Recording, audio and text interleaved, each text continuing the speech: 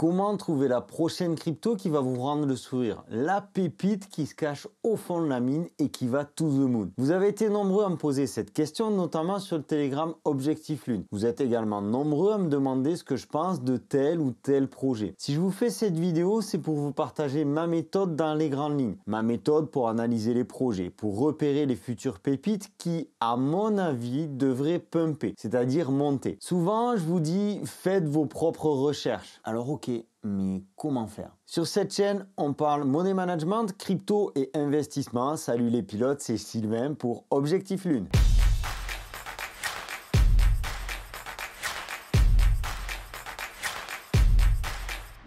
Donc l'objectif de cette vidéo, c'est de vous partager les clés qui vous permettront de dénicher la future pépite. Cependant, et c'est vraiment le thème de cette vidéo, faites vos propres recherches. Je ne suis pas conseiller financier, expert crypto ou quoi que ce soit d'autre. Ce que je vais vous partager dans cette vidéo, c'est ma méthode de travail ou du moins une partie. Ce n'est pas parce que ça fonctionne pour moi que ça va forcément fonctionner pour vous, ni même du premier coup. Restez prudent et établissez votre propre process de travail. Prenez le temps de tout mettre en place sans vous précipiter. Avant de démarrer, je me permets de vous demander de cliquer ici pour vous abonner et de liker cette vidéo. Ça va contribuer à la mettre en avant et d'autres curieux comme vous pourraient aussi en profiter. La première étape pour trouver une future pépite, c'est certainement de choisir le secteur qui performe au moment où vous faites vos recherches. Il y a eu la hype des NFT, ce qui a fait grimper toutes les cryptos liées au secteur des NFT de près ou de loin. Puis nous avons eu la période des métaverses, durant laquelle toutes les cryptos liées au métaverse ont connu des ascensions fulgurantes. Au jour où j'enregistre cette vidéo, la tendance semble s'orienter autour du secteur de l'intelligence artificielle. On va donc pousser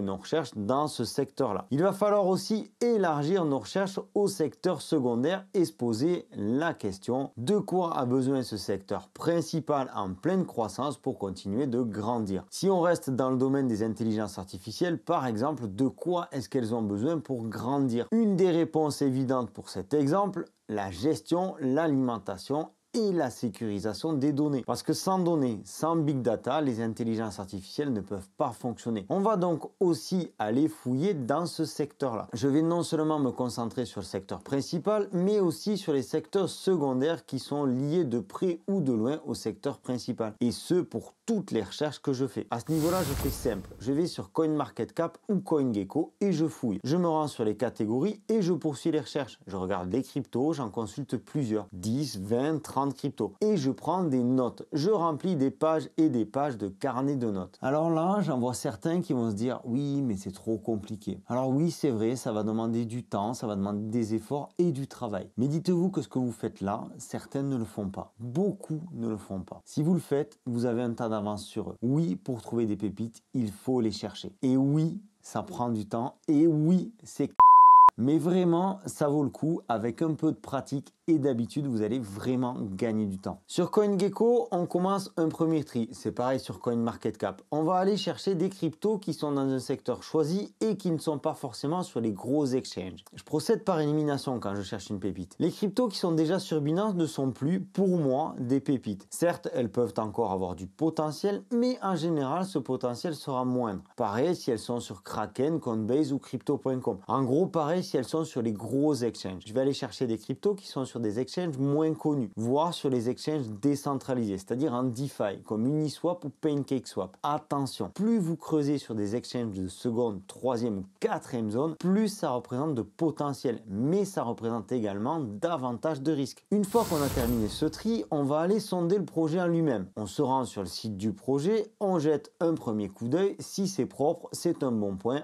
On continue. Qui sont les fondateurs? Quel est leur parcours? Qu'est-ce qu'ils ont fait avant? Pour quelle société ont-ils travaillé? Pour cette partie-là, les réseaux sociaux sont d'une aide incontestable. Twitter en particulier, le réseau social de l'univers crypto, mais aussi LinkedIn. Est-ce que le projet est toujours un projet ou est-ce que le stade de projet est dépassé? Est-ce que cette boîte génère déjà du chiffre ou pas encore? Il faut aussi prendre le temps de lire le livre blanc, le fameux white paper, qui contient la promesse de l'entreprise, son objectif, ce qu'elle compte apporter. Justement, maintenant que vous avez tous ces éléments en main, posez-vous une question extrêmement importante. Quel problème solutionne cette entreprise? Quelle solution apporte cette crypto à l'écosystème? Est-ce que cela répond à une problématique qui est vraiment importante?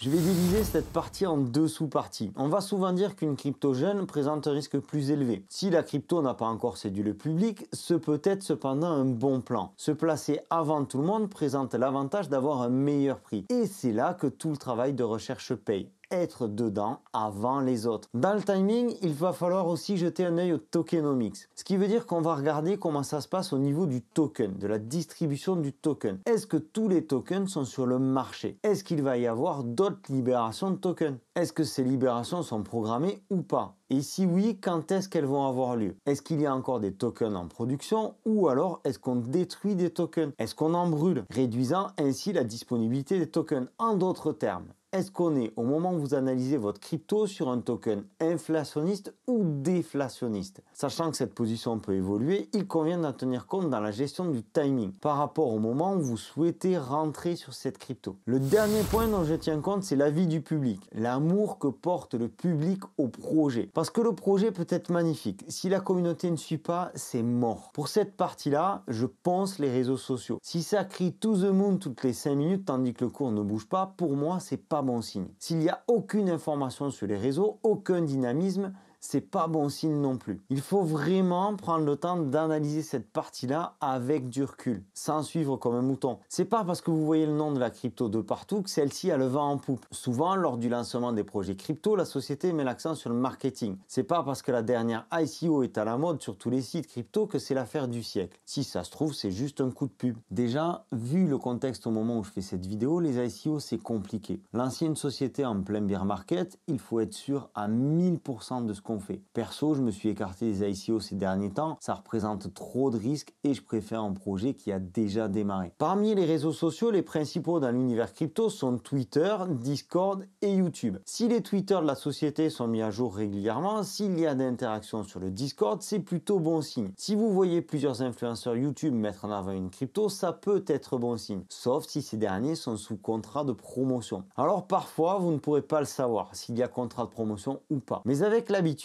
vous arriverez facilement à voir la différence entre une vidéo spontanée et une vidéo promo. Une fois que vous avez effectué toutes ces recherches, je vous invite à consulter votre petit carnet, celui où vous avez noté tous les points précédents un par un, celui où vous avez noté toutes les réponses aux questions précédentes. Et là, vous cherchez une raison de ne pas investir. Si vous en trouvez une seule raison de ne pas investir, alors n'investissez pas. Attention, je ne vous parle pas de feeling ou de ce genre de considération, je vous parle de factuel. Écrire sur un carnet vous permettra de rassembler puis de croiser les données, de penser le projet dans sa globalité. Avec cette méthode, vous aurez certainement plusieurs cryptos qui vous font de l'œil. Il reste un dernier point, plus délicat pour certains d'entre nous, mais qui peut avoir son importance dans la répartition de votre capital. Jetez un œil au graphique et regardez le point haut, le point bas et déduisez le potentiel de la crypto que vous avez repéré. Ensuite, vous répartissez votre capital investissement en fonction de tous les paramètres précédents. Parce que vous l'avez compris, même si vous pensez tenir la pépite, elle pourrait vous péter à la gueule. Alors vous allez creuser pour trouver plusieurs pépites et répartir votre capital, votre investissement sur toutes ces pépites. Limite, vous établissez un classement et vous investissez en fonction. Vous l'avez compris, trouver une pépite, c'est beaucoup de temps, beaucoup de travail. Cependant, si vous le faites régulièrement, ça deviendra une habitude. Petit à petit, la connaissance de plusieurs projets crypto vous permettra de vraiment gagner du temps. Vous n'aurez qu'à suivre l'évolution et comparer avec la concurrence. Et souvenez-vous, si vous trouvez ça dur ou compliqué, vous allez faire comme 99% des gens. Et donc, vous aurez les mêmes résultats que 99% des gens. À vous de voir si vous voulez faire partie du 1% qui font des recherches. Cette vidéo vous a plu? Faites-le savoir en posant un like